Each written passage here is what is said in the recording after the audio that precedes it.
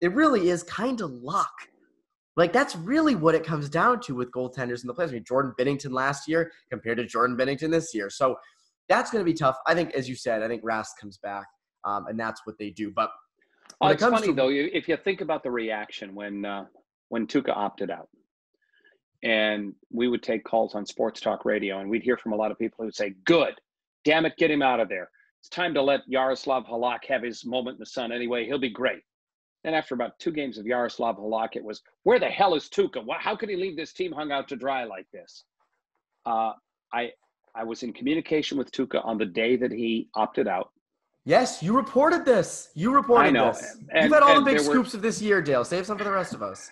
There were things that I could say, and there were things that I was not comfortable saying. But not long after I was communicating with Tuukka, I got a text from one of Tuukka's former teammates, who texted me and just said, I just got off the phone with Tukes. I can just tell you that if I was him, I'd have left too. Now, this was a former teammate. And, this was family. And in this day and age, with what's going on in the world, we all think of family more than anything else. Would it have been easier if he had opted out before they went there? If he had done a Stephen Camper and just said, listen, I can't do this. I'm sorry. I think people still would have been pissed because he's such a polarizing player. That's the thing. People would still be so pissed if he left before. Yeah. But at least then they'd say, okay, at least I understand. He tried. The Bruins knew what was going on here.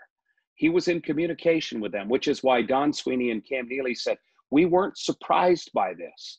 They knew what was going on. They knew what Tuukka and his family was dealing with. So when he finally went to them that day in Toronto and said, look, I got to go home, they understood completely. And I can tell you that among his teammates, and I've heard this a lot, interestingly enough, by no one who was in the bubble in Toronto, but just knows what the players were thinking up there. Oh, the players are pissed. The players are upset with him. I talked to some of his teammates. They weren't upset at all. They understood exactly what he was dealing with. This wasn't a surprise to them either. And they were in complete support of him. If Tuukka Rask is back as the starting goaltender for the Bruins when they start the season, theoretically December 1st, whenever it is, he's not going to have many guys that he's got to win back in that dressing room. He's just not. And I know fans don't understand that and they don't believe it. But I can tell you, he's got more support within the organization than among the fan base.